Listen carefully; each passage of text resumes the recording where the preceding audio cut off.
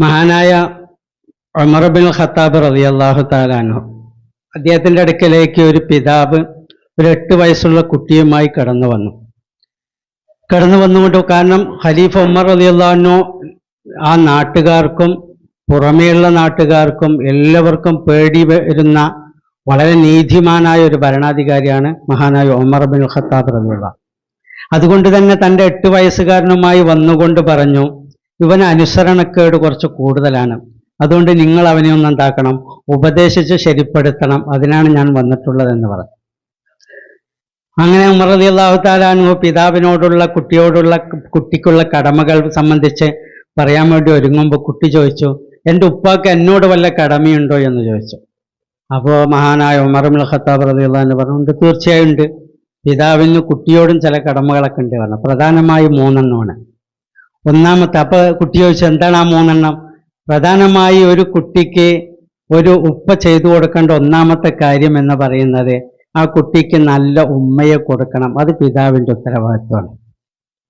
രണ്ടാമത്, ആ കുട്ടിക്ക് നല്ലൊരു പേരിടലും പിതാവിൻ്റെ ഉത്തരവാദിത്തമാണ്. മൂന്നാമത്, ആ കുട്ടിക്ക് വിവേകമായി കഴിഞ്ഞാൽ, അതായത് തമ്മീസ് വന്നു കഴിഞ്ഞാൽ, കുട്ടിക്ക് കാര്യങ്ങളൊക്കെ വകതിരിച്ചറിയാറിഞ്ഞു കഴിഞ്ഞാൽ ദീനീ കാര്യങ്ങൾ പഠിപ്പിച്ചു കൊടുക്കലും പിതാവിൻ്റെ കർത്തവ്യമാണ്. അപ്പോൾ കുട്ടി തിരിച്ച് ഉമർ റളിയല്ലാഹു അൻഹുവോട് പറഞ്ഞു, എൻ്റെ ഉമ്മ മജൂസിയായ സ്ത്രീയാണ്, അതായത് മുസ്ലിം അല്ല. രണ്ടാമത്, എനിക്ക് കരിവണ്ട് എന്നർത്ഥം വരുന്ന ഒരു പേരാണ് എനിക്ക് ഇട്ടിരിക്കുന്നത്. മൂന്നാമത്, ഈ 8 വയസ്സായിട്ട് എനിക്കൊന്നും ദീനിയായ വിജ്ഞാനം പഠിപ്പിച്ചു തന്നിട്ടില്ല. കുട്ടിയെ ഉപദേശിക്കാൻ ഒരുങ്ങിയ ആ കുട്ടിയോട് ഉപദേശിക്കാൻ നിന്ന ഉമർ ഇബ്നുൽ ഖത്താബ് റളിയല്ലാഹു തആല പിതാവിനോട് പറഞ്ഞു, നിങ്ങൾ ആദ്യം നിങ്ങളുടെ കാര്യം ചെയ്തിട്ട് വരി, എന്നിട്ട് കുട്ടിയെ ഉപദേശിക്കാമെന്ന് പറഞ്ഞ് തിരിച്ചയച്ചു. ഞാൻ പറഞ്ഞു വന്നതിൻ്റെ പോയിന്റ്, ഒരു പിതാവ് ഒരു കുട്ടിക്ക് ചെയ്തു കൊടുക്കേണ്ട ഒന്നാമത്തെ കാര്യം എന്താ? നല്ല ഉമ്മയെ കൊടുക്കും. ഉമ്മമാരാണ് ഇവിടെയൊക്കെ ഒരുമിച്ച് കൂടിയിരിക്കുന്നത്. ഞങ്ങൾ നിക്കാഹിൻ്റെ സദസ്സുകളിൽ നിക്കാഹ് കഴിക്കുന്ന സമയത്ത് ഞങ്ങൾ പറയാറുണ്ട്, തുങ്കഹുൽ മർഅതു ലി 4 ഖിസാൽ ലി മാലിഹ വലി ജമാലിഹ വലി ഹസബിഹ വലി ദീനിഹ ഫൽഫർ ബിദാത്തിദ്ദീൻ. സൗന്ദര്യത്തിന് വേണ്ടിയും തറവാടിന് വേണ്ടിയും അതുപോലെ തന്നെ മുതലിന് സമ്പത്തിന് വേണ്ടിയൊക്കെ ആളുകൾ എന്താവും, കല്യാണം കഴിക്കും. നീ ഏതിനെ തിരഞ്ഞെടുത്തോ? ദീനിനെ തിരഞ്ഞെടുത്തോ എന്ന് നമ്മൾ ആ സമയത്ത് പറയാറുണ്ട്.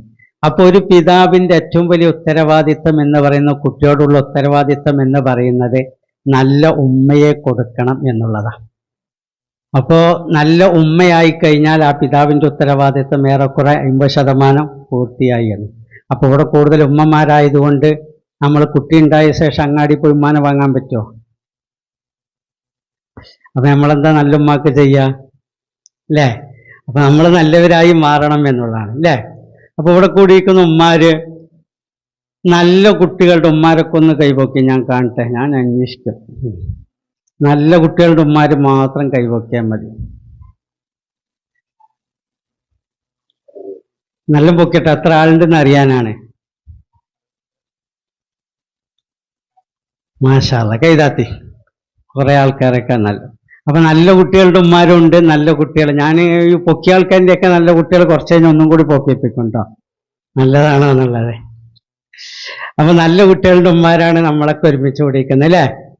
നിങ്ങളൊരു ദിവസം രാവിലെ എണീച്ചിട്ട് പുറത്ത് വന്ന് പൈപ്പ് തുറന്ന് നോക്കുന്ന സമയത്ത് പൈപ്പിൽ വെള്ളം വളരെ മോശമായിട്ടാണ് വരുന്നത്.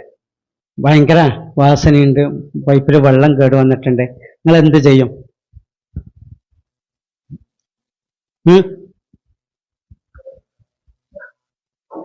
എന്താ ചെയ്യാ? ഒന്നും ചെയ്യില്ല.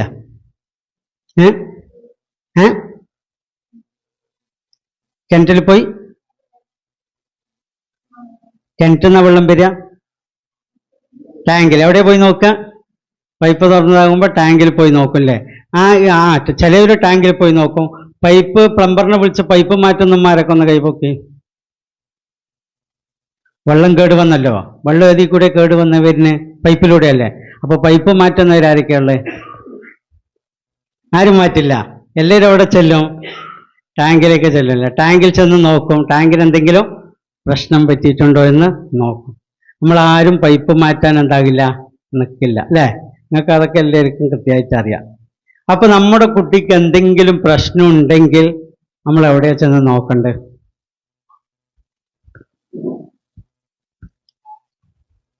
കുട്ടിൻ്റെ തല അങ്ങോട്ട് തിരിക്കാൻ പറ്റുമോ? കുട്ടീൻ്റെ ചെവി ഇങ്ങോട്ട് പിടിച്ച് തിരിക്കാൻ പറ്റുമോ? അപ്പോൾ കുട്ടിക്ക് എന്തെങ്കിലും പ്രശ്നം ഉണ്ടെങ്കിൽ നമ്മൾ എവിടെയാ ചെന്ന് നോക്കണ്ടേ? നിങ്ങൾ മിണ്ടണില്ല. നമ്മൾ നേരത്തെ എവിടെയാ ചെന്ന് നോക്കിയത്? ടാങ്കിലല്ലേ. ഇവിടെ എവിടെ ചെന്ന് നോക്കണം? ടാങ്കിൽ ചെന്ന് നോക്കണം. നോക്കണ്ടേ? കുട്ടിക്ക് പ്രശ്നമുണ്ടെങ്കിൽ കുട്ടിൻ്റെ ടാങ്ക് എവിടെയാണ്? ടാങ്ക് എവിടെയാണ്? വെള്ളം വരുന്നത് ടാങ്കിൽ നിന്നാണ്. കുട്ടിൻ്റെ പ്രശ്നം ഉണ്ടാകുമ്പോൾ കുട്ടിൻ്റെ ടാങ്ക് എവിടെയാണ്? ആർക്കും അറിയില്ല.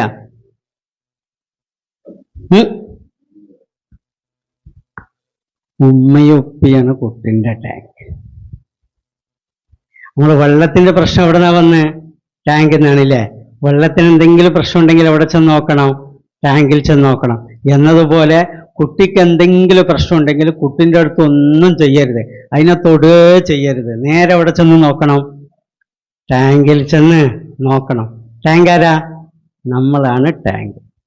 അപ്പൊ നമ്മളെ ശരിയാക്കി കഴിഞ്ഞാൽ സ്വാഭാവികമായിട്ട് അവിടെ എന്താവും? ശരിയാവും. നിങ്ങൾ അങ്ങനെയാണോ ചെയ്യല്? പൈപ്പിന്റെ കാര്യത്തിൽ മാത്രം നമുക്കറിയാം പൈപ്പാണ് നന്നാക്കേണ്ടത്, ടാങ്കാണെന്ന്. എന്നാൽ കുട്ടിന്റെ കാര്യത്തിൽ നമുക്ക് അതറിയില്ല എന്നുള്ളതാണ് നമ്മുടെ പ്രശ്നം. ഏത് കുട്ടിയും, നിങ്ങളുടെ ഏത് കുട്ടിനെ വേണമെങ്കിലും ഏത് നല്ല സ്വഭാവം ഉണ്ടാക്കാനും അവൻ്റെ ചീത്ത സ്വഭാവത്തെ മാറ്റി നിർത്താനും ആ കുട്ടിനെ കാണേണ്ട ആവശ്യമില്ല എനിക്ക്. ആരെ കണ്ടാൽ മതി? നിങ്ങളെ കണ്ടാൽ മതി. നിങ്ങളെ ശരിപ്പെടുത്തി കഴിഞ്ഞാൽ ആര് ശരിയാവും? കുട്ടി ശരിയാവും. അപ്പൊ നേരത്തെ പറഞ്ഞതിൽ കൈപോക്കിയാല് നല്ല കുട്ടികളുടെ ഉമ്മാര് കൈപോക്കാൻ പറഞ്ഞപ്പോ ആരാ പൊക്കേണ്ടത്? അപ്പൊ ഞാൻ ചോദിച്ചതിന്റെ അർത്ഥം എന്താ? നല്ല ഉമ്മാര് അല്ലേ? നല്ല കുട്ടി ഉണ്ടാകണമെങ്കിൽ ആര് വേണം? അല്ലേ? കുട്ടി മോശമാണെങ്കിൽ ആരാ മോശം? ഞാനാണ് മോശം. അല്ലേ? നമ്മൾ മോശമായി കഴിഞ്ഞാൽ ഉണ്ടാകുക കുട്ടി മോശമായി. അപ്പൊ നമ്മൾ ശരിയാകുക എന്നുള്ളതാണ് അടിസ്ഥാനം. അതുകൊണ്ടാണ് മഹാനായ ഉമർ ഇബ്നുൽ ഖത്താബ് റളിയല്ലാഹു അൻഹു പറഞ്ഞത്, ഉമ്മാനെ ശരിയാക്കിയാൽ മതി, ഉമ്മ നല്ലതായി കഴിഞ്ഞാൽ കുട്ടി എന്താവും? നന്നാവും എന്ന് പറഞ്ഞത് ആ രീതിയിലാണ്. അപ്പൊ നമ്മളാണ് കുട്ടികളെ എന്താക്കേണ്ടത്? നല്ലതാണ്. സദർ ഉസ്താദ് ഓതിയില്ലേ, ആ കുട്ടി എല്ലാവരും നല്ല ശുദ്ധ പ്രകൃതിയിലാണ് ജീവിക്കുന്നത് അല്ലേ? അപ്പൊ അവരെ ഏത് വിഷയത്തിലേക്ക് തിരിക്കുന്നത് ആരാണ്? മാതാവാകുന്ന ഉമ്മയാകുന്ന നമ്മളാണ് പിതാവിന്റെ ഉത്തരവാദിത്തം. അപ്പൊ നമ്മൾ എങ്ങനെയാണോ ആ കുട്ടിനെ പരിപാലിക്കുന്നത് അതിനനുസരിച്ചാണ് ആ കുട്ടിയുടെ പ്രകൃതം വളർന്ന് വികസിക്കുന്നത് എന്നർത്ഥം. അപ്പൊ നമ്മുടെ കുട്ടിയെ നന്നായി വളർത്താനുള്ള കാര്യങ്ങൾ ആരറിഞ്ഞിരിക്കണം? നമ്മൾ അറിഞ്ഞിരിക്കണം. നിങ്ങൾ പല തൊഴിലുകൾ ചെയ്യുന്നവരുണ്ടാകും, തൊഴിൽ കണ്ടവരുണ്ടാകും. ഒരു മുൻപരിചയം ആവശ്യമില്ല, ഒരു മുൻപരിചയത്തിന്റെ ആവശ്യമില്ല, ഒന്നിന്റെ ആവശ്യമില്ലാതെ നമുക്ക് ചെയ്യാൻ പറ്റുന്ന ഒരു പണി നിങ്ങൾക്ക് ആർക്കെങ്കിലും അറിയാം? നമ്മൾ ഒരു എക്സ്പീരിയൻസും ഇല്ലാതെ ചെയ്യാൻ പറ്റുന്ന ഏതെങ്കിലും പണി നിങ്ങൾക്ക് അറിയണമെങ്കിൽ ഒന്ന് പറയും. നിങ്ങൾക്കൊക്കെ പറയാം. ഞാൻ ചെയ്യാൻ പറ്റുന്ന ഏതെങ്കിലും പണിയുണ്ടോ?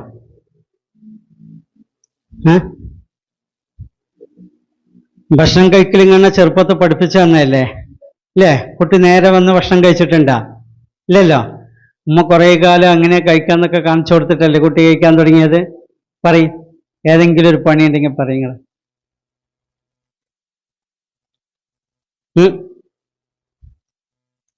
പഠിക്കാണ്ട് ചെയ്യാൻ പറ്റുന്നൊരു പണി. ആരാണ് ആ പറഞ്ഞത്? ഉറക്കനെ പറയും. എന്താ പറഞ്ഞത്? എന്ത് പണിയാണ്? എന്തോ പറഞ്ഞു കേട്ടോ. എന്താണ് പറഞ്ഞല്ലോ? അതന്നെ എന്താ പറഞ്ഞല്ലോ? എന്താ പറഞ്ഞ? കേട്ടില്ലേ? എന്താ പറഞ്ഞ?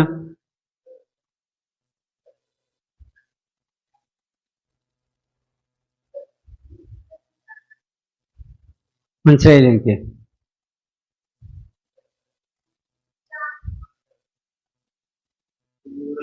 കുഞ്ഞുങ്ങളെ നോക്കല. അതന്നെ ആയിരിക്കും. ആ പണിയാണ് നമ്മൾ ആകെ എടുക്കുന്നത് അല്ലേ? ഒരു മുൻപരിചയം ആവശ്യമില്ലാത്തൊരു പണിയാണ് കുട്ടിനെ നോക്കുക.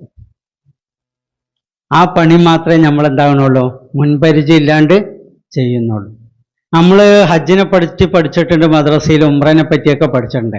ഉംറ പറഞ്ഞത് ഒരു ദിവസം കൊണ്ട് ചെയ്യാൻ പറ്റുന്ന ഒരു ഇബാദത്താണ്. അതിന് പോകുകയാണെങ്കിൽ ഇവിടെ 4 ദിവസം ക്ലാസ് കൊടുത്തിട്ടാണ് എവിടേക്ക് പറഞ്ഞയക്കുക?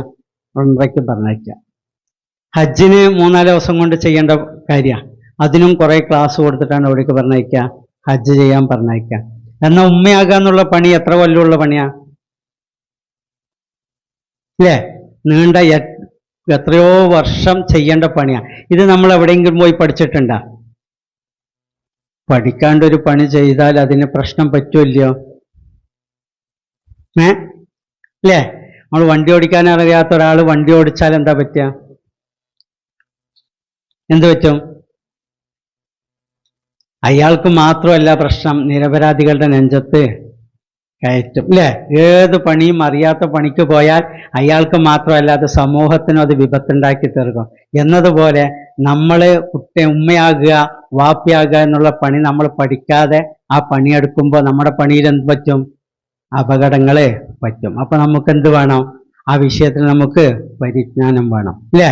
എങ്ങനെയാണ് എൻ്റെ കുഞ്ഞിനെ വളർത്തേണ്ടത്, കുഞ്ഞുണ്ടായത് മുതൽ എങ്ങനെയാണ് അവനെ പരിപാലിക്കേണ്ടത്, അതിനെ സംബന്ധിച്ചൊക്കെ വിശാലമായ അറിവാർക്കുണ്ടാകണം. ഒരു ഉമ്മയാകണ അറിവ് നമുക്കുണ്ടാകണം. നിങ്ങൾ പറഞ്ഞത് ശരി തന്നെയാണ്. ഉമ്മയാകുക നമ്മളൊന്നും പഠിക്കാതെ ചെയ്യുന്ന ഒരു പണിയാണ്. എന്നാൽ ഏറ്റവും കൂടുതൽ പഠിക്കേണ്ടത് ഏതാ? ഈ പണിക്കാണ് ഏറ്റവും കൂടുതൽ പഠിക്കേണ്ടത്. ഓരോ പ്രായത്തിലും ആ കുഞ്ഞിനെ എങ്ങനെ വളർത്തണം, എങ്ങനെയാണ് ആ കുട്ടിയെ പരിപാലിക്കേണ്ടത് എന്നതിനെ സംബന്ധിച്ച് കൃത്യമായ അറിവാർക്ക് ലഭിക്കണം, കുട്ടിക്ക് ലഭിക്കണം, ഉമ്മാക്ക് ലഭിക്കണം.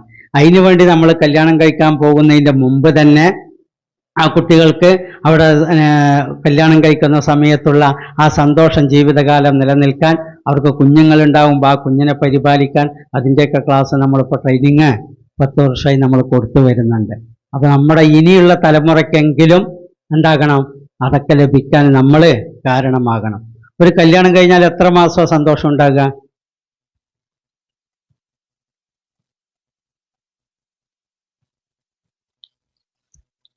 ആരും ഒന്നും മിണ്ടണില്ല. എത്ര മാസം ഉണ്ടാവും അല്ലേ? പറയുമ്പോൾ നമ്മൾ ആലോചിക്കുകയാണ് എത്ര മാസം ഉണ്ടാകുമോ ദിവസം ഉണ്ടാകുമോ എന്നിങ്ങനെ നമ്മൾ ആലോചിക്കുകയാണ് അല്ലേ? അപ്പൊ അത് നമ്മൾക്ക് എത്ര വർഷമാണോ നമുക്കിപ്പോൾ കല്യാണം കഴിഞ്ഞിട്ടുള്ളതായത്, അതിൻ്റെ ആദ്യ കാലഘട്ടങ്ങളിലും ആദ്യ മാസങ്ങളിലും ആദ്യ ദിവസങ്ങളിലുള്ള ആ ഹൃദ്യമായ അനുഭവം തന്നെ നമ്മുടെ ജീവിതാന്ത്യം വരെ നമുക്ക് നിലനിൽക്കുന്നതാകണം. എങ്കിലെന്താകുള്ളൂ നമ്മുടെ ദാമ്പത്യ ജീവിതം വളരെ മനോഹരമാകുള്ളൂ. അതിന് വേണ്ടി എന്താണ്, അത് നമ്മുടെ വക്കൽ തന്നെ അതിനേക്കാൾ ചേരുവകളുണ്ട്, അത് നമ്മൾ ഉപയോഗപ്പെടുത്തണം എന്നുള്ളതാണ്. അപ്പൊ അങ്ങനെ അത് ആസ്വാദ്യകരമാക്കാൻ എങ്ങനെയാണ് എന്നതൊക്കെയാണ് നമ്മൾ ആ ക്ലാസ്സുകളിൽ കൊടുക്കുന്നത്. അപ്പൊ ഞാൻ പറഞ്ഞ മാതിരി നേരത്തെ നല്ല ഉമ്മയാകുമ്പോൾ ഉമ്മയായതിനു ശേഷം ശ്രമിച്ചിട്ട് കാര്യമില്ലല്ലോ, അതിന്റെ മുമ്പ് തന്നെ ആ ഉമ്മാക്ക് വേണ്ട പരിശീലനങ്ങളും കാര്യങ്ങളൊക്കെ കൊടുക്കുന്ന പരിപാടിയാണ്. അപ്പൊ നമ്മുടെ ഈ വരുന്ന തലമുറയ്ക്കെങ്കിലും അത് കൊടുക്കാനൊക്കെ ഉണ്ടാകണം, നമ്മൾ ശ്രദ്ധിക്കുകയും വേണം.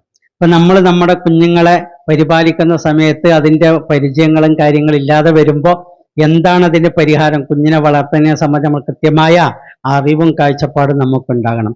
ഒരു കുട്ടി എത്ര പ്രാവശ്യം ജനിക്കുന്നുണ്ട് നിങ്ങൾക്കറിയോ? ഒരു കുട്ടിക്ക് എത്ര ജനനമുണ്ട്? നമുക്കൊരു ജന്മം പരിചയമുള്ളൂ അല്ലേ? യഥാർത്ഥത്തിൽ 4 ജന്മം കുട്ടി ജനിക്കണം. 4 ജന്മം. ഒന്നാമത്തെ ജന്മം എന്ന് പറയുന്നത് നമ്മൾ ഗർഭം ധരിച്ച് 4-ാം മാസത്തിൽ ആ കുട്ടിക്ക് അല്ലാഹു തആല എന്തിനെ കൊടുക്കും? റൂഹിനെ കൊടുക്കും, ജീവൻ വരും. അതോടുകൂടി ആ കുട്ടി നമ്മെ വായിക്കാൻ തുടങ്ങുന്നു, നമ്മെ അറിയാൻ തുടങ്ങുന്നു, നമ്മുടെ ചുറ്റുപാടുകളൊക്കെ കുറിച്ച് തിരിച്ചറിയുന്നു. ആ കുട്ടി ഒന്നാമത്തെ ജന്മം അവിടെ സംഭവിക്കുന്നു. രണ്ടാമത്തെ ജന്മം നമ്മളൊക്കെ അറിയുന്നത് പോലെ ആശുപത്രിയിൽ നിന്ന് നമ്മൾ എന്താകുന്നു? 10-ാം മാസത്തില് നമ്മൾ പ്രസവിക്കുന്ന രണ്ടാമത്തെ ജനനം.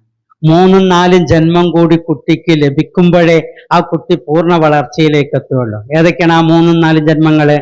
3-ാമത്തെ ജന്മം എന്ന് പറയുന്ന കുട്ടിക്ക് മാനസികമായ ജന്മം കുട്ടിക്ക് ലഭിക്കണം. നമ്മൾ വയറ്റിൽ കിടക്കുന്ന കുട്ടി കാര്യങ്ങൾ ചെയ്യുന്നില്ല എന്ന് പരിതപിച്ചിട്ട് കാര്യമുണ്ടോ? ഇല്ല. ജനിച്ചാലേ ആ കുട്ടി എന്നതുപോലെ മാനസികമായ ജന്മം ആ കുട്ടി ജനിക്കുമ്പോൾ മാത്രമേ ആ കുട്ടി വളർന്ന് വലുതാകുന്ന സമയത്തും വളർന്ന് വികസിക്കാനുള്ള വിശാലമായ സാധ്യതകൾ തുറന്നു കൊടുക്കപ്പെടാം ഈ 3-ാമത്തെ മാനസികമായ ജന്മം ഉണ്ടാകുമ്പോഴാണ്. എന്താ മാനസികമായ ജന്മം എന്ന് പറഞ്ഞാല്? നമ്മൾക്ക് ഇപ്പോൾ ഭക്ഷണം കഴിച്ചിട്ടാണല്ലോ ഇപ്പോൾ വന്നത് അല്ലേ? വയറ് നിറയെ ഭക്ഷണം കഴിച്ചിട്ടാണ് നമ്മൾ വന്നത്. എന്തിനാ ഭക്ഷണം കഴിക്കുന്നത്? നമ്മുടെ ശരീരത്തിന്റെ ആവശ്യമാണ് ഭക്ഷണം കഴിക്കണേ. ഭക്ഷണം കഴിച്ചിട്ടില്ലെങ്കിൽ നമ്മൾ എന്താവും? അസ്വസ്ഥതപ്പെടും അല്ലേ? ഒരു നേരം ആയിക്കഴിഞ്ഞാൽ 2 നേരം ആയിക്കഴിഞ്ഞാൽ കൂടുതലാകും. തീരെ കിട്ടാതായി കഴിഞ്ഞാലോ നമ്മൾ വീണ്ടും ബുദ്ധിമുട്ടിലാകും. എന്നതുപോലെ നമ്മുടെ മനസ്സിനും ഭക്ഷണം അത്യാവശ്യമാണ്. ആ ഭക്ഷണം എന്താകണം? നമ്മൾ കൊടുത്തുകൊണ്ടേയിരിക്കണം. എൻ്റെ കുട്ടിക്ക് അത് കൊടുത്തു ഇത് കൊടുത്തു എന്ന് പറഞ്ഞിട്ട് കാര്യമില്ല. അതൊക്കെ ഭൗതിക സൗകര്യത്തിൽ കൊടുക്കുന്നതിനപ്പുറത്ത് മാനസികമായ ഭക്ഷണം കൂടി ആ കുട്ടിക്ക് ലഭിക്കണം. ഹൗലൈനി കാമിലൈനി നിങ്ങൾ എന്ത് കൊടുക്കണം? മുല കൊടുക്കണം എന്ന് പറഞ്ഞു അല്ലെ. 2 വർഷക്കാലങ്ങൾ കുഞ്ഞിന് മുല കൊടുക്കണം. എന്തിനാ മുല കൊടുക്കുന്നത്? ആ മുലപ്പാലിൽ എന്തുണ്ട്? ഒരുപാട് അതില്ലാതെയും കുട്ടികൾ എന്തായിട്ടുണ്ട്? വളർന്നിട്ടുണ്ട്. മുലപ്പാലിൽ ആ പോഷകാഹാരങ്ങൾ മാത്രമല്ല കുഞ്ഞിന്റെ വേണ്ട, മറിച്ച് ആ 2 വർഷക്കാലം കുഞ്ഞിൻ ഉമ്മയുടെ കരവലയങ്ങളിൽ കടന്നുകൊണ്ട് ഉമ്മയുടെ തലോടലുകളും ചുംബനങ്ങളും വേണ്ട വിധം ഏൽക്കാനുള്ള ഒരു സവിശേഷമായ സാഹചര്യം കുട്ടിക്ക് ഉണ്ടാക്കി കൊടുക്കൽ കൂടിയാണ് ഇത് ഹൗലൈനി കാമിലൈനി. വെറുതെ പോഷകാഹാരത്തിന് മാത്രമാണെങ്കിൽ നമുക്ക് അതില്ലാതെയും അത് കിട്ടാതെ വളർന്ന കുട്ടികൾ നല്ലപോലെ വളർന്നിട്ടുണ്ട്. മറിച്ച് ആ കുട്ടിക്ക് മാനസികമായ ജന്മം, അവന്റെ തലോടുകളും സ്നേഹങ്ങൾ മാനസികമായി കൊടുക്കാൻ കഴിയാവുന്നത്രയും 2 വർഷം മാത്രമല്ല ഞാൻ പറഞ്ഞത്, ഓരോ വർഷത്തിലും പ്രാധാന്യമുണ്ട്. അവന്റെ ശൈശവത്തിലും ബാല്യത്തിലും കൗമാരത്തിലും ഓരോന്നിലും നമ്മൾ ഭക്ഷണം കൊടുക്കുന്നത് പോലെ തന്നെ 2 വയസ്സുള്ള ഭക്ഷണം കൊടുക്കലല്ലോ നമ്മൾ 6 വയസ്സാകുമ്പോൾ. നമ്മൾ അതും കഴിഞ്ഞ് നമ്മൾ 20 വയസ്സാകുമ്പോൾ ഭക്ഷണത്തിന്റെ തോത് വർദ്ധിക്കുന്നുണ്ടല്ലോ. എന്നതുപോലെ ഈ കുട്ടിക്ക് മാനസികമായ സ്നേഹങ്ങളും സന്തോഷങ്ങളും അതുപോലെ തന്നെ സ്വാതന്ത്ര്യങ്ങളും വേണ്ട വിധം ആസ്വദിക്കാൻ എത്രത്തോളം നമ്മൾ അവനിക്ക് കൊടുക്കുന്നുവോ അതിനനുസരിച്ചാണ് ആര് വളരുന്നത്? കുട്ടി വളർന്ന് വികസിക്കുന്നത്. അതിൻ്റെ ശോഷണം എത്രത്തോളം സംഭവിക്കുന്നുവോ അത്രമാത്രം നമ്മുടെ കുട്ടി എന്തായി പോകും? ഡൗൺ ആയി പോകും. നമ്മുടെ കുട്ടി അങ്ങനെ ആ വളർച്ചയിലൊക്കെയും ആ പ്രതിഫലനം സൃഷ്ടിക്കപ്പെടുകയും ചെയ്യും. അപ്പൊ ആ കുട്ടിക്ക് മാനസികമായ ജന്മം നമ്മൾ കൊടുക്കണമെന്നുള്ളത് ആ ഓരോ സമയങ്ങളിൽ പ്രാധാന്യമുള്ളതുപോലെ തന്നെ ഇപ്പോഴും ആ സമയങ്ങളിലൊക്കെയും നമ്മൾ എന്താകണം? നമ്മൾ ഭൗതികമായ ഭക്ഷണം കൊടുക്കുന്നതിലപ്പുറത്ത് മാനസികമായ ഭക്ഷണങ്ങൾ ആ കുട്ടിക്ക് വേണ്ട രൂപത്തിൽ കൊടുക്കുക എന്നുള്ളതാണ് ആരുടെ കർത്തവ്യം? ഒരു ഉമ്മയുടെയും ഉപ്പയുടെയൊക്കെ കർത്തവ്യം എന്ന് പറയുന്നത്. അതിനൊരിക്കലും നമ്മൾ എന്താക്കരുത്? വീഴ്ച സംഭവിക്കരുത്. നമ്മൾ കുട്ടിനെ മുഖത്തേക്ക് ചവിട്ടുന്ന ഉമ്മമാരൊക്കെ ഒന്ന് കൈപൊക്കി. കുട്ടിനെ മുഖത്തേക്ക് ചവിട്ടുന്ന ഉമ്മമാര് ആരുമില്ല. എന്നാൽ മുഖത്തേക്കൊന്ന് ചവിട്ടി കരുതിയിട്ട് കുഴപ്പമൊന്നുമില്ല, കുറച്ച് കഴിഞ്ഞ് കുട്ടിനെ ഇതാക്കി കഴിഞ്ഞാലും ശരിയാകും. എന്നാൽ നമ്മൾ ദിവസവും കുട്ടിനെ ചവിട്ടിക്കൊണ്ടിരിക്കുന്നുണ്ട് എന്നുള്ളതാണ് യാഥാർത്ഥ്യം. എങ്ങനെ കുട്ടിനെ ചവിട്ടിക്കൊണ്ടിരിക്കുന്നുണ്ട്? നിങ്ങൾ മദ്രസയിൽ നിന്ന് നിങ്ങളുടെ കുട്ടി വന്നോ, ഉമ്മ എനിക്ക് 10ൽ 5 മാർക്ക് ലഭിച്ചു എന്ന് പറഞ്ഞ് ഒരു കുട്ടി ഓടി വന്നാൽ നിങ്ങൾ ആ കുട്ടിയോട് എങ്ങനെയാണ് ആ കുട്ടിയെ കൈകാര്യം ചെയ്യുക? പറയും. 10ൽ 5 കിട്ടിയ കുട്ടിയെ നിങ്ങൾ എങ്ങനെ കൈകാര്യം ചെയ്യുക?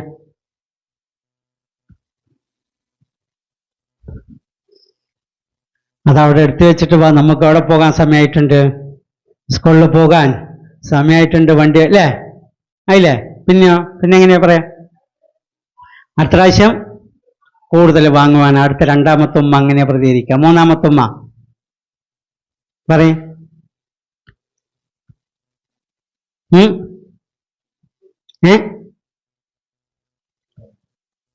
പറയും. അങ്ങനെ മാർക്ക് പോരാ. 3ാമത്തെ ഉമ്മ മാർക്ക് പോരാ. പിന്നെ ഏതെങ്കിലും ഉമ്മാര് എൻ്റെ കുട്ടിക്ക് 5 മാർക്ക് കിട്ടിയല്ലോ എന്ന് അഭിനന്ദിക്കുന്ന ഏതെങ്കിലും ഉമ്മമാരുണ്ടെങ്കിൽ ഒന്ന് കൈപൊക്കട്ടെ. അതാണ് അവിടെ ചെയ്യേണ്ടത്. കിട്ടിയ 5നെ നിങ്ങൾ അംഗീകരിക്കുക. ഞാൻ വന്നപ്പോൾ തന്നെ ചോദിച്ചു, നല്ല കുട്ടികളുടെ ഉമ്മാരൊക്കെ കൈപൊക്കാൻ. നമ്മളല്ലാതെ നാട്ടുകാരാരെങ്കിലും നമ്മളുടെ കുട്ടി നല്ല കുട്ടിയാണെന്ന് പറയും? നമ്മളെങ്കിലും എന്ത് പറയണം? നമ്മുടെ കുട്ടീനെ നല്ലത് എന്ന് പറഞ്ഞില്ലെങ്കിൽ പിന്നെ ആരാണ് അപ്പുറത്ത് പറയാനുണ്ടാകുക? അല്ലേ?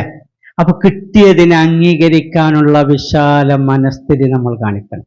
അതാ ഞാൻ പറഞ്ഞ ആ സമയത്ത് നമ്മൾ ഈ 5 കിട്ടാതെയുള്ള ചെയ്യുന്ന എല്ലാ കാര്യങ്ങളും ആ കുട്ടിയുടെ മുഖത്തേക്ക് കൊടുക്കുന്ന ചവിട്ടാണ്. ഞാൻ നേരത്തെ പറഞ്ഞില്ലേ, കുറച്ച് ചവിട്ട് കൊടുത്തിയാലും കുട്ടീനോട് സോറി പറഞ്ഞാല് ശരിയാകും. ഈ ചവിട്ട് കുട്ടിയുടെ മനസ്സിൽ മുറിവായി അത് അവശേഷിക്കുന്നു എന്നുള്ളത്.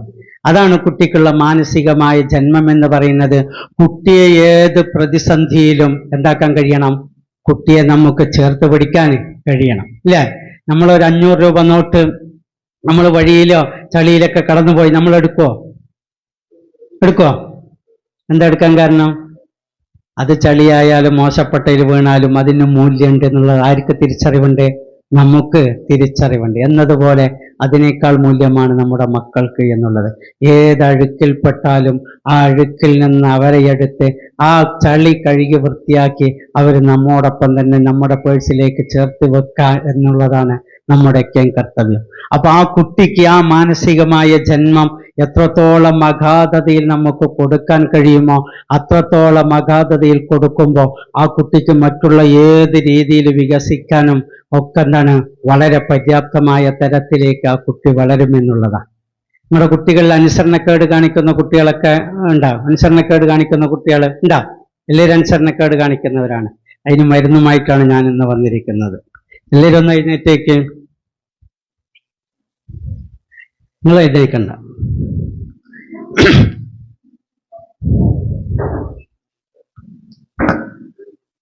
എല്ലാവരും വലത് കൈയിന്റെ ചെറുവിരൽ ഇങ്ങനെ ഉയർത്തുക.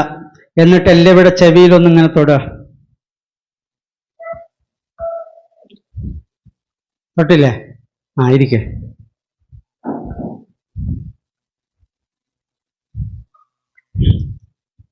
ഏതാ ചെറുവിരല്? ആ വിരല ഉയർത്തിയത്? ചെറുവിരലറിയാത്തവരൊക്കെ ഒന്ന് പറഞ്ഞാണ്. ഈ കാലം വരെയായിട്ടും ചെറുവിരലറിയാത്തവര്, ചെവി അറിയാത്തവരും ഇത് നിർത്തിയാൽ മതി. ഇപ്പൊ എന്താ ഞാൻ പറഞ്ഞത്? ഇവിടെ ഒരു സമസ്തന്റെ ഒരു മുദരിബായ ഒരാൾ ഉസ്താദൊക്കെ ക്ലാസ് എടുക്കാൻ വന്നിരിക്കുകയാണ്. അയാളുടെ അടുക്കലാണ് നമ്മൾ ഇരിക്കുന്നത്. അയാൾ പറഞ്ഞിട്ട് നിങ്ങൾ അനുസരിക്കുന്നുണ്ടാ? പിന്നെ എപ്പോഴും കാണുന്ന നിങ്ങൾ പറഞ്ഞ നിങ്ങളുടെ കുട്ടി എങ്ങനെ അനുസരിക്കും? നിങ്ങൾക്ക് എന്താ മനസ്സിലായത്?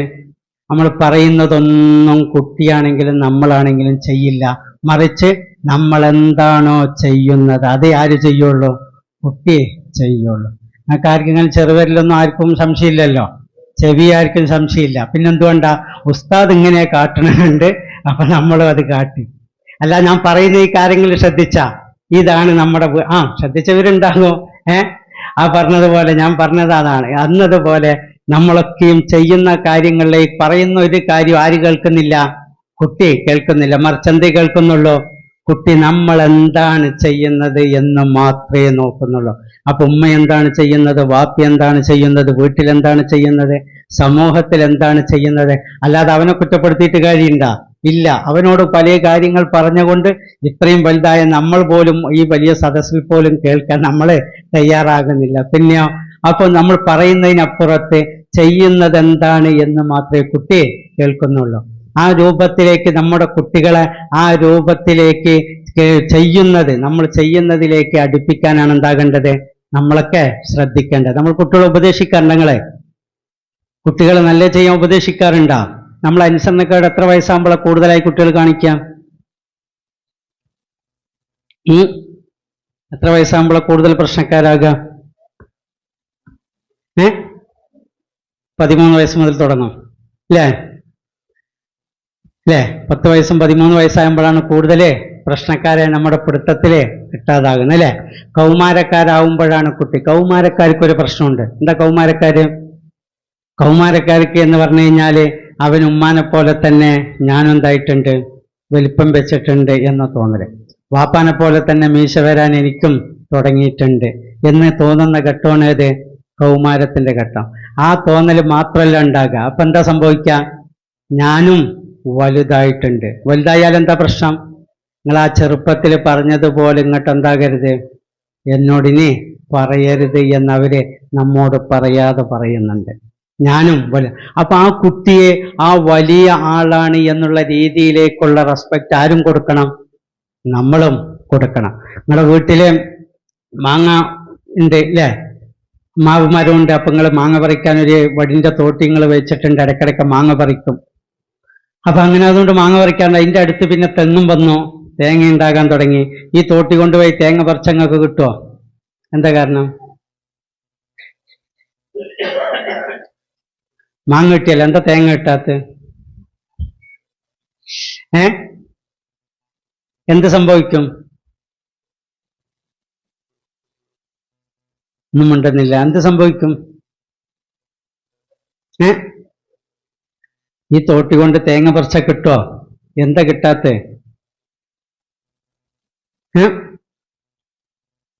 മാങ്ങ പറിക്കുന്ന തോട്ടിയായിട്ട് ഈ മരത്തിന്റെ തോട്ടിയായിട്ട് ഏത് പറിക്കാൻ പറ്റില്ല? തേങ്ങ. എന്തുകൊണ്ടാ? തോട്ടി പൊട്ടിപ്പോകും അല്ലേ? അപ്പൊ അവിടെ എന്താ നമ്മൾ ചെയ്യേണ്ടത്? തെങ്ങിനോടും തേങ്ങനോടും കുറച്ച് ദേഷ്യപ്പെട്ടാൽ തീരുമാനമാകുമോ? പിന്നെന്ത് ചെയ്യണം? തെങ്ങ് മുറിക്കണം എന്ന് ആരോ അങ്ങനെ പറഞ്ഞു. എന്താണ്? തോട്ടി മാറ്റണം. ഇതാണ് കൗമാരക്കാരാവുമ്പോഴുള്ള പ്രശ്നം. നമ്മൾ പഴയ തോട്ടി കൊണ്ട് തന്നെ നിങ്ങൾ ചെറുപ്പത്തിൽ അങ്ങനെയൊക്കെ ഇതാക്കി വരട്ടിയ ആ തോട്ടി കൊണ്ട് തന്നെ കൗമാരക്കാരെ എന്താക്കരുത്, വലിക്കാൻ ശ്രമിക്കരുത്. അപ്പൊ തോട്ടി പൊട്ടും, നമ്മൾ പ്രകോപിതരായിട്ട് കാര്യമില്ല. അവിടെ നമ്മൾ തോട്ടി മാറ്റുക എന്നുള്ളതാണ് ബുദ്ധിപരമായി നമ്മൾ ഉപയോഗിക്കുക. എന്നതുപോലെ കൗമാരക്കാരോട് ഉപദേശങ്ങളും കാര്യങ്ങളൊക്കെ നമ്മൾ എന്താകണം, നിർത്തണം. അതോട് ഉപദേശം നിർത്തുന്നതോടുകൂടി അവരെന്താവും, പകുതി നന്നാകും. നിങ്ങൾ കൗമാരക്കാരോടൊക്കെ ചെയ്യേണ്ട ഒരു കാര്യം, കൗമാരക്കാരും അല്ലാത്തവരോടൊക്കെ നിങ്ങൾ ദിവസം ചെയ്യേണ്ട ഒരു കാര്യം എന്ന് പറയുന്നത്, നമ്മുടെ കുട്ടിയെ ഒന്ന് സ്നേഹത്തോടെ എല്ലാ ദിവസവും അവന്റെ കണ്ണിലേക്കൊന്ന് നോക്കണം. എങ്ങനെ നോക്കണം? സ്നേഹത്തോടെ നോക്കണം. അവനൊന്ന് ചേർത്ത് പിടിക്കണം. അവന്റെ തലയിലോ മൂർധാവിലോ ഒരു ഉമ്മയൊക്കെ കൊടുക്കണം. അവന്റെ വിശേഷങ്ങളും കാര്യങ്ങളും സ്കൂൾ വിട്ട് വന്നാലോ മദ്രസ വിട്ട് വന്നാലോ ഈ കാര്യം ഒന്ന് നിത്യവും നമ്മളൊന്ന് ചെയ്യണം. ചെയ്യാറുണ്ടെങ്കിൽ ചെയ്യുന്ന ആൾക്കാർ കുട്ടി അനുസരണക്കേട് ഉണ്ട് എന്ന് ഒരിക്കലും പറയരുത്. ഒരു ഈ ഞാൻ പറഞ്ഞ ഈ കാര്യങ്ങൾക്ക് എത്ര മണിക്കൂർ വേണം ഈ കാര്യം ചെയ്യാൻ? ഈ കാര്യം ചെയ്യാൻ എത്ര മണിക്കൂർ വേണം?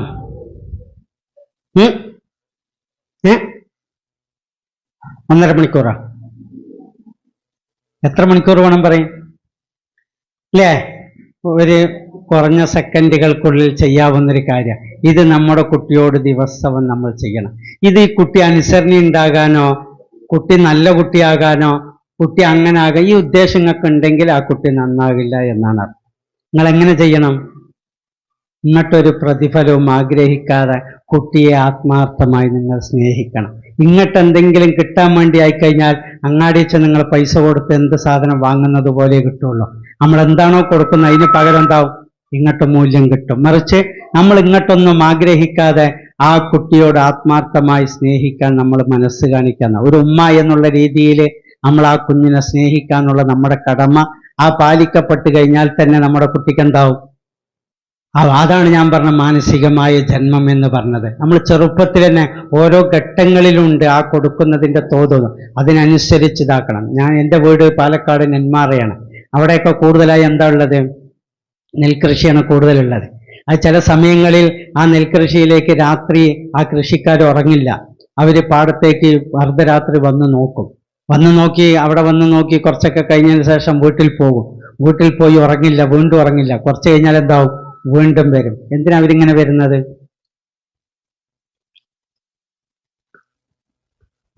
ഞങ്ങൾക്ക് അങ്ങനെ അറിയാം. നിങ്ങളുടെ അവിടെ ആൾക്കാർ വന്ന് നോക്കണേ.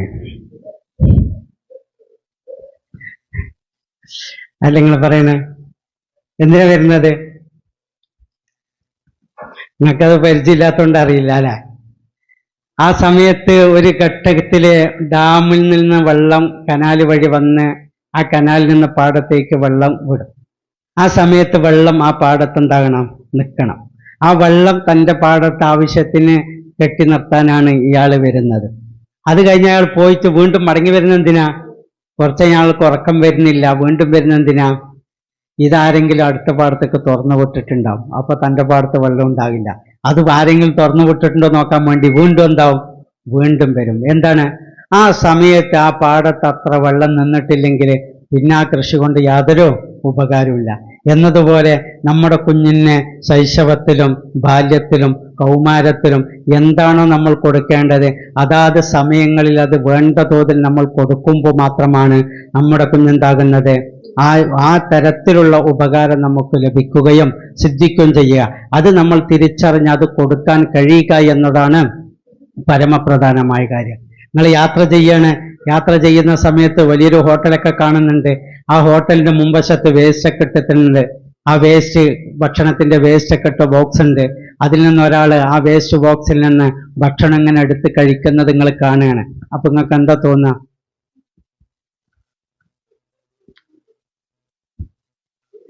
വേസ്റ്റിൽ നിന്ന് ആളിങ്ങനെ ഭക്ഷണം എടുത്ത് കഴിക്കുന്ന കണ്ടാൽ എന്താ തോന്നുക? നിങ്ങൾക്കൊന്നും തോന്നില്ല, അങ്ങനെ കണ്ടിട്ട് പോരുന്ന പറയും. നിങ്ങൾക്ക് നിങ്ങളുടെ മാനസികാവസ്ഥ എന്തായിരിക്കും? വിഷമം തോന്നും. പിന്നെ എല്ലാവരും വിഷമത്തിൽ തന്നെ ഒതുങ്ങി നിൽക്കും.